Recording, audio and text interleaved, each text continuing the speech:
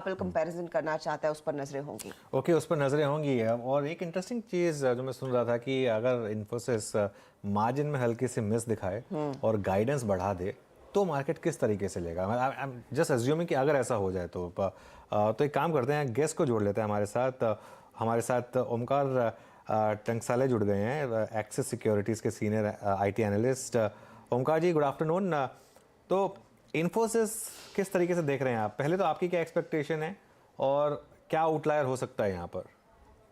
Ji definitely, thanks you और good afternoon. हम लोग देख रहे हैं कि इन्फोसिस ये क्वार्टर में डॉलर रेवेन्यू टर्म्स में 1.4% ग्रो करेगी और इसमें रुपी टर्म्स में 3.8 to 3.9% ग्रो करेगी ये क्वार्टर में।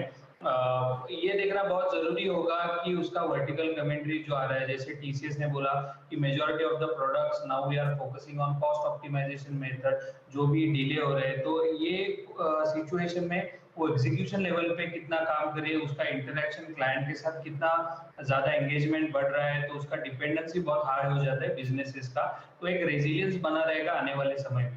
हालांकि इन्फोसिस का deal wins is majority one should look upon, वो एक देखना बहुत जरूरी होगा ये क्वार्टर में भी कि सस्टेनेबिलिटी ओवर द आने वाले 2 क्वार्टर्स में वो दिखाई देगी।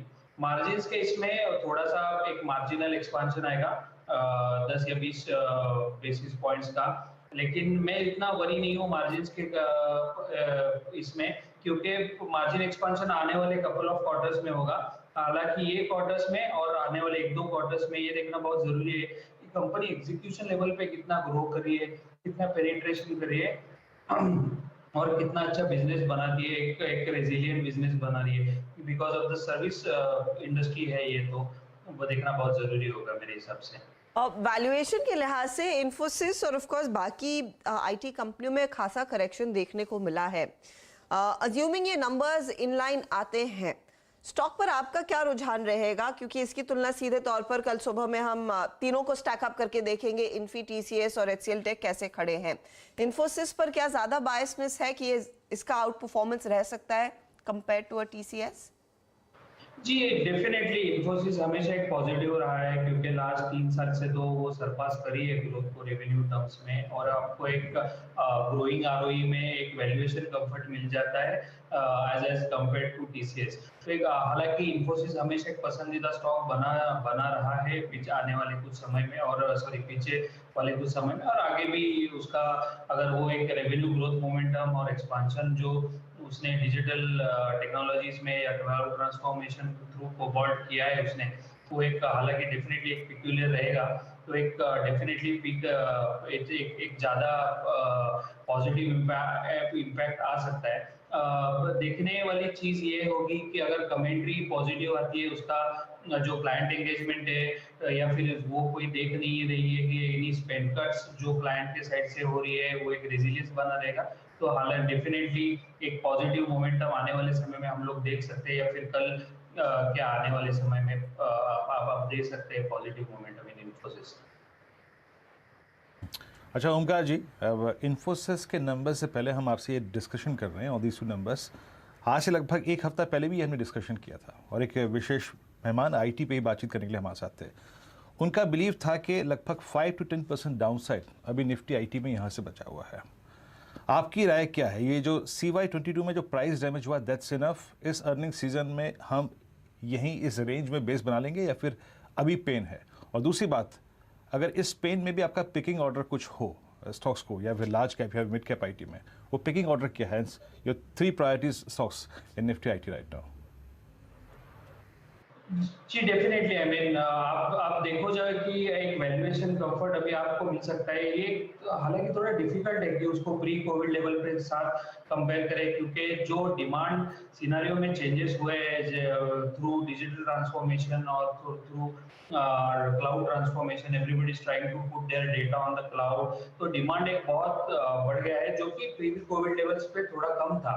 तो मेरा ऐसा मानना है कि हम लोग 2 फैक्टर अलग कर दे, एक अर्निंग और एक प्राइसिंग और वैल्यूएशन पार्ट। वैल्यूएशन में करेक्शन आया है बिकॉज ऑफ द अनसर्टेनिटी, उसका अर्निंग्स पे इतना इम्पैक्ट आया नहीं है अभी तक।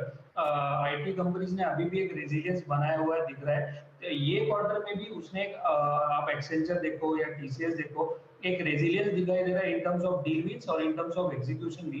तो मेरे हिसाब से एक बहुत अच्छा एक अपॉर्चुनिटी बनते हुए दिख रहा है if investor is long term or willing to hold a stock for a longer term horizon, then he can also definitely hold and buy on the dips because आप अर्निंग पे इम्पैक्ट ज्यादा नहीं दिख रहे, आप दिख रहे एक वैल्यूएशन के थ्रू।